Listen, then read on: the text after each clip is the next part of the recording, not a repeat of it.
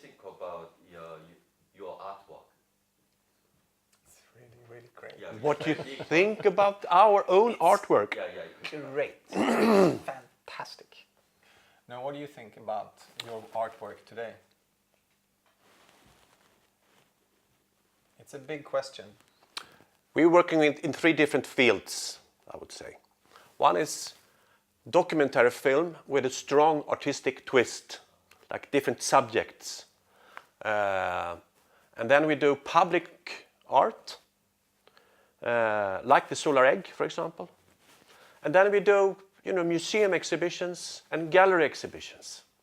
And that's the pot that we are working with, So we get a lot of inspirations from just, changing subject, changing technique, changing, what should you say? Medium, field, yeah. I think that's, I particularly say, what do I think about our own art? It's, there's a lot of things going on this year, for instance. We had like 30 years anniversary. We published a big book over everything we've done. We have a large museum exhibition coming up here in October. And we're also doing a film about ourselves during this year called The Climate Experiment. And we've done the solar egg. So this year is extremely busy. A lot of things going on.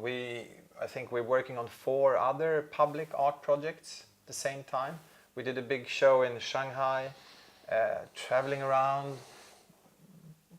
So I would say it's amazing. We've been working so long and still we're able to do projects that get this kind of attention, which also have a twist. It's not exactly the same as we've done before. It's a development or it's a twist of something we've done before.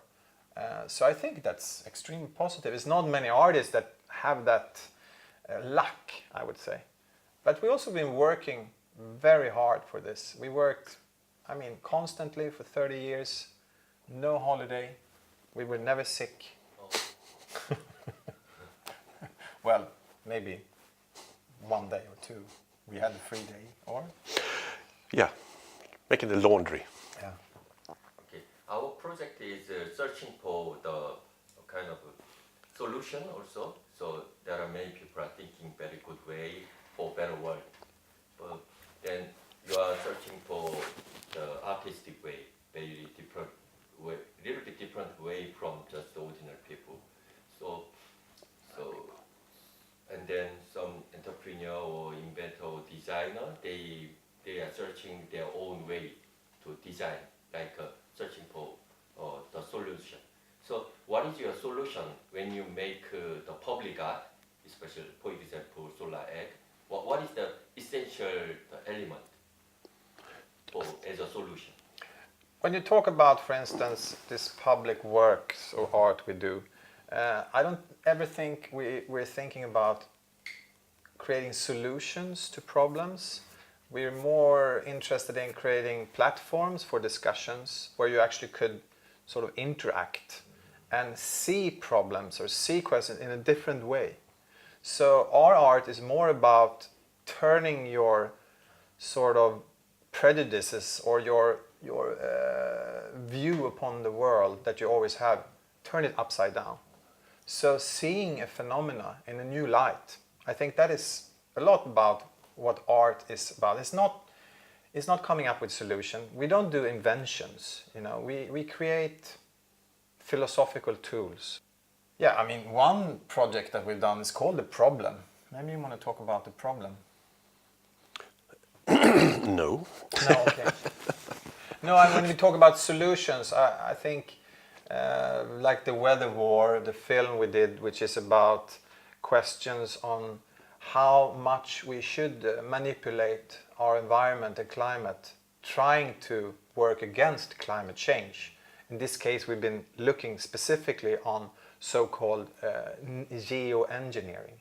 Geoengineering is by technological means trying to change the climate or the weather. So we're playing around with these sort of megalomaniac, crazy, spectacular ideas, making them into artworks to create a debate, to actually talk about, is this a solution? Maybe it is a solution, or maybe it's just creating more problems. But I wouldn't say that even though we adapt some of these projects and trying to make them as our own geoengineering performances, like when we tried to save the highest mountain peak in Sweden, Kebnekaise. Maybe we did some good. I'm not sure.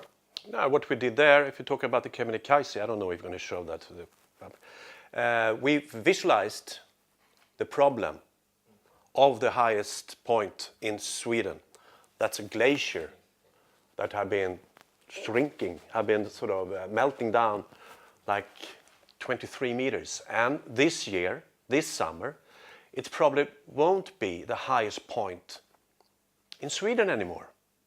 So that's a very, very dramatical change. And when we were up there like 2 summers ago, and you are up there and looking at the nature, and if we will go on like we are doing now, and in 30 years' time, everything or most of it will be melted away, then you really get touched by those thoughts. And the project we did with covering the Kebnekaise top with 500 square meters reflecting silver fabric changed the whole impact of how you discover nature and the symbolism of putting the fabric on there to reflect the incoming sunlight so it shouldn't melt down as quick. And that's a technique they do down in the Alps for skiing resorts and stuff like that. And that project was also very successful in the way that we were giving the information about the status of Kebnekaise, for example. Yeah, it's interesting now. I mean, I haven't really thought about that, but this 2 last projects, like the solar egg and the rescue blanket for Kebnekaise, have both been located or taking place up north in Laplonia. And maybe that is something we should investigate. I mean, before our project has been looking upon the world. We've been traveling all over the world, working with themes ranging from drought in the Mediterranean to storms in the Midwest of America. But now, like, using our own sort of home country, which is for us kind of usual, but then you realize, maybe this is why we get a lot of attention, because it's a bit exotic in the view from others. I don't know what you would say about that. Is that why you think it's these images of a golden egg in the Arctic with the ice? And Based of the solar egg, so did you find out the technological way of working as a sauna also, and the solar system? You found it, or you supported by some experts? no, I mean, when we started to do research for the solar egg sauna system, we went to a sauna shop, and we're looking at these heaters, or what do you call burners, and we found one in Finland, and we thought, okay, it would be interesting because they're now filled with stone, so we wanted to make our own shape to build around this stove. So we were in contact with this Finnish sauna manufacturer called Iki Sauna. So they gave us like the interior part, and then we designed this heart-shaped outer part. But of course, it was, experiment. No one had made this egg-shaped sauna. It's too high. No one would build a high sauna because all the hot air is going up. So it was a bit of a chance. We hadn't had a chance to test it. What would happen if it wouldn't get warm, But fortunately enough, we just needed 3 logs of birch wood to heat the sauna up to 35 degrees. And within 2 hours, it was 85 degrees Celsius. So it's much more successful than anyone would have imagined, because we don't have any insulation. It's just metal and then wood.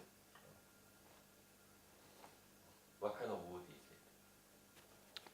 is it? It's a Pine tree. Or? pine and aspen. So the whole thing you sit on is aspen, the floor is pine, and the walls is time. Yeah. Yeah, I think so. Yeah, and then we have a LED light system which is connected to solar panels outside. So it's very analog, you know, which is great because most of our projects you're always dependent on electricity, I would say. No electricity. No. So you don't use any other ordinary electricity. But I think it would be nice to have a sauna that gets really warm from a wind system. You know, like the wind generate electricity that also generate the heat inside the sauna. That would be a sauna that it's... Maybe you can have a spinning sauna. That you go in and then the wind starts spinning it. The whole sauna. The whole sauna, and then you get stuck to the wall and then the floor goes down. Okay. Like a centrifuge. Perfect.